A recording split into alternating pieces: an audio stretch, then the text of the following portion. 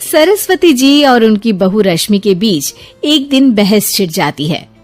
आखिर किसका काम ज्यादा आसान है, बहू का या सास का? माँ जी, सास को काम ही क्या है, आपके सारे काम उंगलियों पे तो हो जाते हैं। कुछ भी। हाँ, हिसाब तो उंगलियों पे ही हो जाता है ना। अरे बेटा, ऐसा सिर्फ अभी लगता है। जो मुझे करना पड़ता है ना, वो तुझे करना पड़े तो समझ आएगा कि असली काम का पहाड़ कैसा होता है। ठेले बराबर वजन भी नहीं है आपके काम में, और बात पहाड़ों के वजन की कर रही हैं आप। तू ऐसा करती ही क्या है घर में बेटा, ये तो बता मुझे। मैं थोड़ी ना कुछ करती हूँ, सब जादू से हो रहा है इस घर में। अरे एक दिन मेरा काम करोगी तो समझ आएगा। Okay okay, shut up. कल से मैं घर के काम करूंगी और तू मेरी जगह हर चीज का हिसाब रखना, ठीक है? ठीक है, ये भी कर लेते हैं। ये सास बहू की डील के बारे में रश्मि के पति अमन को नहीं पता था और ना ही अमन के पिताजी सुरेश जी को। पर गेहूं के साथ साथ जैसे घुन भी पिस जाता है, ये दोनों भी पीसने वाले थे। सुबह अमन उठकर रेडी होता है ऑफिस जाने के लिए, तो पता है उसके कपड़े नहीं निकले हुए हैं। अरे रश्मि, तुमने मेरे कपड़े नहीं निकाले? अपनी माँ से पूछो ना, उन्हीं का काम है ये। अमन अपनी माँ के पास जाता है। अब मेरे कपड़े आज आप देने वाले हो क्या माँ? हाँ, देना तो मुझे ही चाहिए, पर तेरी बहू ने कपड़े धोने ही नहीं डाले, तो कोई भी धुला हुआ कपड़ा नहीं है बेटा। हैं? ऐसा क्यों? कपड़े तो धोने आप ही देते हो ना माँ? अरे बहू ने तुझे बताया नहीं, अब हम अदल बदल गए हैं। मैं अब बहू और तेरी बीवी सास। अमन परेशान हो गया। वो बिना इस्त्री के कपड़े पहनकर ऑफिस चला गया। सरस्वती जी अपने घुटने के दर्द के कारण झुककर घर साफ नहीं कर पा रही थी और ना ही खाना बनाना याद रख पाई।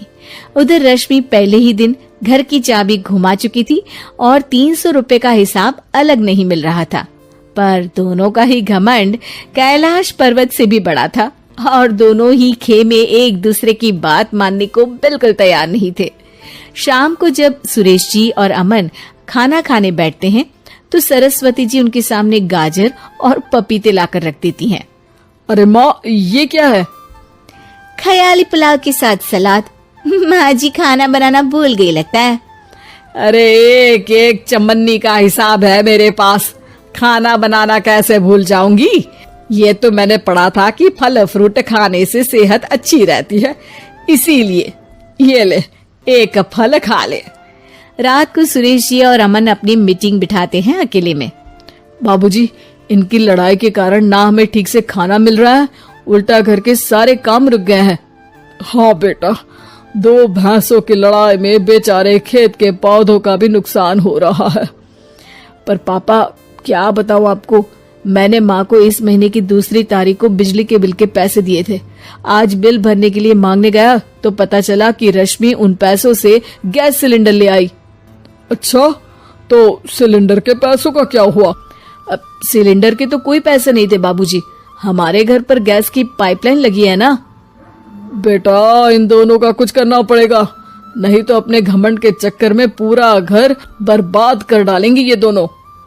अमन और सुरेश जी काफी सोच विचार के बाद एक निष्कर्ष पर पहुंचते हैं। रात ही को दोनों अपनी पत्नियों की अलमारी से नई साड़ी निकालते हैं और सुबह जब रश्मि और सरस्वती जी उठते हैं तो देखते हैं कि दोनों पति साड़ी पहनकर चढ़ाव पर सब्जियां काट रहे हैं। अरे ये सब क्या हो रहा है? क्या हो रहा है मतलब? आप दोनों अदल बदल हो सकते हो तो हम क्यों नहीं? अरे क्या मतलब? नहीं नहीं, मेरी भी बचपन से किसी की बहू बनने की इच्छा थी, तो आज से सरस्वती तुम बड़ी बहू, मैं मिडल बहू और अमन छोटी बहू। अरे लेकिन सब घर पर बैठ जाएंगे तो कमाएगा कौन? ये घर कैसे चलेगा? अब वो तो भैया या बाकी लोग जाने, अब हमने भी अदल बदल कर ही लिया है तो कुछ नहीं हो सकता।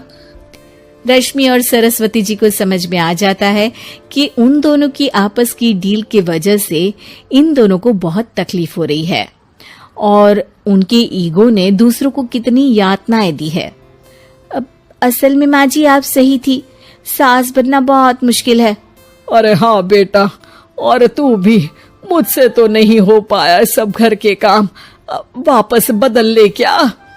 हाँ हाँ बिल्कुल माँ जी, और अब आप दोनों भी बदल लीजिए, कोई आ गया तो आप दोनों को देखकर क्या सोचेगा।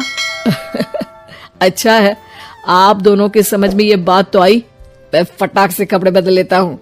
अरे रुक जा बेटा, एक फोटो ले लेती हूँ तेरी, मेरी बेटी होती तो तेरे जैसी ही दिखती साड़ी में। और मेरा फोटो नहीं लोगी?